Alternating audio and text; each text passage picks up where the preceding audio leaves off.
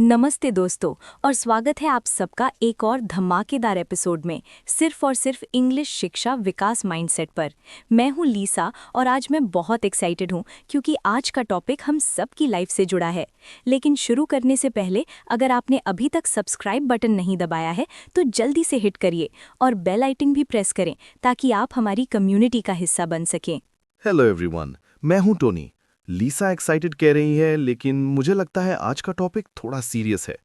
आज हम बात करने वाले हैं एफिशिएंसी के बारे में, यानी कि कैसे हम अपनी रिसोर्सेज को सही तरीके से यूज करें। टेक्निकली आज हम बात करेंगे वेस्ट के बारे में। टोनी, तुम हर चीज को इतना लॉजिकल क्यों बना देते हो? वेस्ट का मतलब सिंपल है, कचरा या बर्बाद करना। और सच बताऊं तो आज सुबह ही मैंने कुछ ऐसा किया जिसके लिए मुझे बहुत गिल्टी फील हो रहा है। मैंने पूरे 500 रुपए का नुकसान किया। 500 रुपए? कैसे? क्या तुमने पैसे घुमा दिए या किसी गलत जगह इन्वेस्ट कर दिए? डेटा के हिसाब से फाइनेंशियल वेस्ट सबसे बड़ा स्ट्रेस फैक्टर होता लोगों के लिए। नहीं टोनी, मैंने इन्वेस्ट नहीं किया। मैंने स्ट्रॉबेरीज का एक पूरा बॉक्स कचरे के डब्बे में डाल दिया। मैंने सोचा था मैं हेल्दी बनूंगी, स्मूदी बनाऊंगी, लेकिन वो फ्रिज के कोने में पड़े पड़े खराब हो गई। जब मैंने आज सुबह देखा तो वो पूरी तरह से ब्राउन और स्लाइमी हो चुकी थी। ये क्लासिक एग्जाम्पल है जिसे हम पेरिशेबल इन्वेंट्री लॉस कहते हैं बिजनेस में, लेकिन घर पर हम इसे सिंपली फूड वेस्ट कहते हैं। तुम्हें पता है लीसा, रिसर्च कहती है कि हम जो खाना खरीदते हैं उसका लगभग 20% हम कभी खाते ही नहीं हैं। एग्जैक्टली और मुझे इतना बुरा लगा क्योंकि एक तरफ हम पैसे बचाने की बात करते हैं और दूसरी तरफ मैं सीधा खाना फेंक रही हूँ। लेकिन टोनी, सिर्फ खाना ही नहीं, हम कितनी सारी चीज़ें वेस्ट करते हैं। टाइम, पैसा, एनर्जी और अपॉर्चुनिटीज़। बिल्कुल सही। अंग्रेजी सीखने का ये सबसे अच्छा तरीका है कि हम उन चीज़ों के बारे में बात करें जो हम रोज़ाना एक्सपीरियंस करते हैं। आज हम अपने व्यूअर्स को सिखाएंगे कि वेस्ट के बारे में इंग्लिश में कैसे बात करनी है, और साथ ही हम अपनी कुछ शर्मनाक गलतियां भी शेयर करेंगे। ओह गॉड, मुझे डर लग रहा है, लेकिन चलो करते हैं कन्फेशंस टाइम। लेकिन पहले टोनी, हमारी व्यूअर्स के लिए ये क्लियर कर दो कि वेस्ट शब्द को इंग्लिश में कैसे यूज़ करते हैं, क्योंकि ये नाउन भी है और वर्ब भी। श्योर, ध्यान से सुनिए दोस्तों। इंग्लिश लैंग्वेज में वेस्ट एक वर्सेटाइल शब्द है। जब हम इसे एज अ नाउन यूज करते हैं तो इसका मतलब होता है वो चीजें जो अब बेकार हैं, जैसे कि कचरा। एग्जाम्पल के लिए, put the waste in the बिन।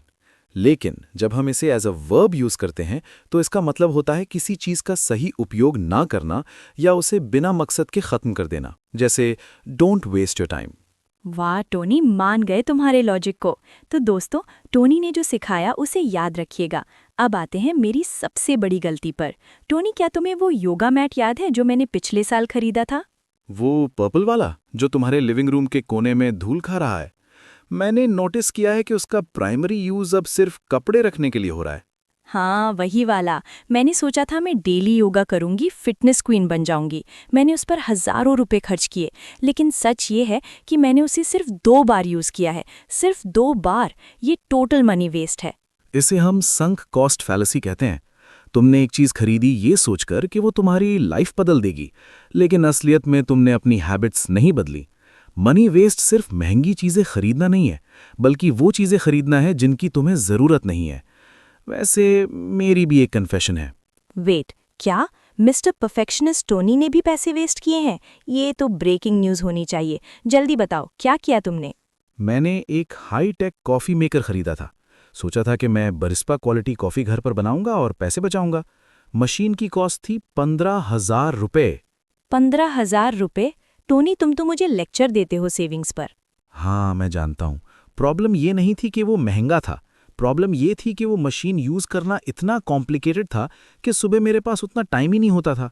और रिजल्ट ये निकला कि मैं वापस इंस्टेंट कॉफ़ी पीने लगा और वो मशीन अब किचन काउंटर पर एक स्टैचू की तरह रखी है।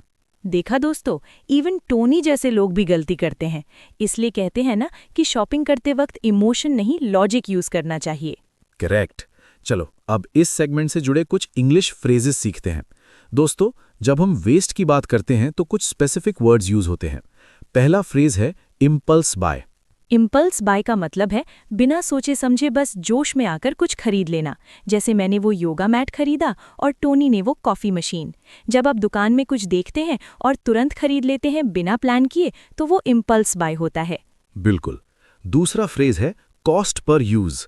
ये एक लॉजिकल तरीका है देखने का कि कोई चीज़ महंगी है या सस्ती। अगर आपने 1000 रुपए की शर्ट ली और उसे 100 बार पहना तो कॉस्ट पर यूज सिर्फ 10 रुपए है, लेकिन 500 रुपए की शर्ट लेकर एक भी बार नहीं पहनी तो वो पूरा वेस्ट है। वाओ, ये तो नया नज़रिया है। अगली बार शॉपिंग करते वक्त मैं ये फॉर्मूला ज़रूर लगाऊंगी। अब बात करते हैं एक ऐसे वेस्ट की जो दिखता नहीं है लेकिन सबसे खतरनाक है, time waste. Time is the only resource you can not get back. पैसा वापस कमा सकते हो लेकिन वक्त नहीं। आजकल सबसे बड़ा कल्प्रिट है डिजिटल डिस्ट्रैक्शन। लीसा, तुम्हारा स्क्रीन टाइम एवरेज क्या है? ओके फाइन, बताती हूँ।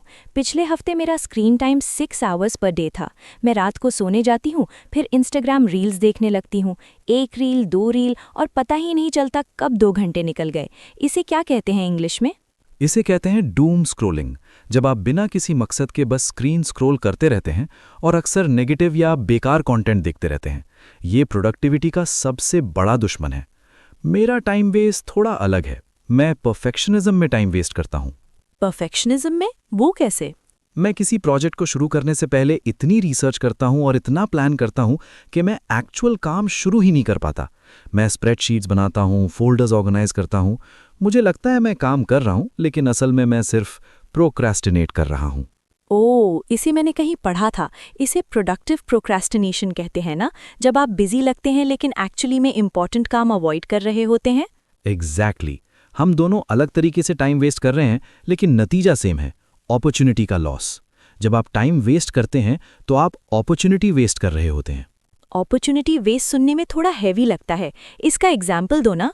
सोचो, अगर तुम उस रात 2 घंटे रील्स देखने की जगह अपनी वोकैबुलरी प्रैक्टिस करती या वो बुक पढ़ती जो तुम महीनों से पढ़ना चाहती थी। वो 2 घंटे जो गए वो एक अपॉर्चुनिटी थी कुछ नया सीखने की, जो अब वापस नहीं आएगी। टोनी, तुमने तो मुझे इमोशनल कर दिया। ये सच है, हम सोचते हैं कल करेंगे, लेकिन वो कल कभी नहीं आता। दोस्तों, अगर आप भी मेरी तरह रील्स में टाइम वेस्ट करते हैं तो कमेंट सेक्शन में गिल्टी लिखें, हम साथ में सुधरेंगे। इमोशनल होने से सोल्यूशन नहीं मिलेगा लीसा, हमें सिस्टम्स चाहिए। इस सेगमेंट का इंग्लिश लेसन ये है, वर्ड है प्रोक्रेस्टिनेट। प्रोक्रेस्टिनेट का मतलब है आज का काम कल पर टालना, जब हम जानबूझकर किसी ज़रूरी काम को डीले करते हैं। Example sentence, stop procrastinating and start working. सही कहा। और दूसरा फ्रेज है किलर ऑफ टाइम, मतलब वो चीज़ जो आपका वक्त बर्बाद करती है। सोशल मीडिया अक्सर एक किलर ऑफ टाइम बन जाता है अगर लिमिट में ना यूज़ किया जाए। ओके टोनी, अब हमने प्रॉब्लम तो डिस्कस कर ली, खाना waste, money waste, time waste, लेकिन इंग्लिश शिक्षा विकास माइंडसेट पर हम सिर्फ प्रॉब्लम नहीं, सॉल्यूशन भी देते हैं। बताओ हम इसे कैसे रोकें? सोल्यूशन सिंपल है लेकिन आसान नहीं। हमें माइंडफुलनेस लानी होगी। चलो फूड वेस्ट से शुरू करते हैं। मेरा रूल है फर्स्ट इन फर्स्ट आउट। जो सब्जी पहले लाए हो उसे पहले पकाओ। और मेरा नया रूल है हंग्री शॉपिंग बंद। मैंने नोटिस किया, जब मैं भूखे पेट ग्रोसरी स्टोर जाती हूँ तो मैं वो सब खरीद लेती हूँ जो मुझे नहीं चाहिए।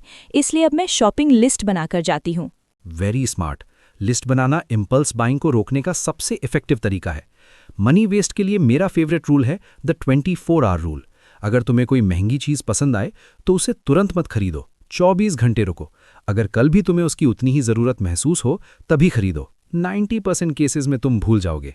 ये मैं ज़रूर ट्राई करूँगी। और टाइम वेस्ट के लिए मुझे लगता है मुझे अपना फ़ोन दूसरे कमरे में रखकर सोना चाहिए। फिजिकल डिस्टेंस हेल्प्स, और मैं पोमोडोरो टेक्निक यूज़ करूंगा। 25 मिनट काम और 5 मिनट ब्रेक। इससे मैं ओवर प्लानिंग के लूप में नहीं फंसूंगा और एक्शन लूंगा। दोस्तों, ये टिप्स बहुत प्रैक्टिकल हैं, लेकिन एक और तरह का वेस्ट है जो हम इग्नोर करते हैं, वाटर वेस्ट। टोनी, तुम्हें पता है मैं पहले ब्रश करते वक्त नल खुला रखती थी। Lisa, that is terrible. Environmental data के हिसाब से अगर तुम ब्रश करते वक्त टैप खुला रखती हो तो हर मिनट तुम 6 लीटर पानी वेस्ट करती हो। I know. मुझे जब ये पता चला तब से मैंने बंद कर दिया। अब मैं मग यूज़ करती हूँ। हमारे छोटे छोटे एक्शंस मैटर करते हैं। एब्सोल्युटली। इंग्लिश में एक फ्रेज है, एवरी लिटिल बिट हेल्प्स, मतलब हर छोटी कोशिश मायने रखती है। चलो अब हम आज के सारे मेन वोकैबुलरी वर्ड्स को रिवाइज करते हैं ताकि हमारे व्यूअर्स इन्हें याद रख सकें। Yes, revision time. दोस्तों, मेरे बाद रिपीट कीजिए। पहला वर्ड है वेस्ट। वेस्ट नाउन भी है और वर्ब भी, मतलब बर्बाद करना या कचरा। सेंटेंस बनाइए, do not waste water. Next word है लेफ्ट ओवर्स। लेफ्ट ओवर्स वो खाना होता है जो मील के बाद बच जाता है। इसे फेंकने की जगह अगले दिन खाएं। Sentence, I ate leftovers for lunch. Note करें कि इसमें हमेशा s लगता है। थर्ड वर्ड है एक्सपायर। एक्सपायर का मतलब है किसी चीज की वैलिडिटी खत्म होना, चाहे वो दवा हो या खाना। Sentence, check the date before the milk expires. Fourth word है रिड्यूस। रिड्यूस का मतलब है कम करना, हमें अपना वेस्ट रिड्यूस करना चाहिए। Sentence, I want to reduce my screen time. और आखिरी वर्ड जो हमने सीखा वो है थ्रो अवे। ये फ्रेजल वर्म है, इसका मतलब है किसी चीज को कचरे में डाल देना। Sentence, don't throw away old clothes, donate them.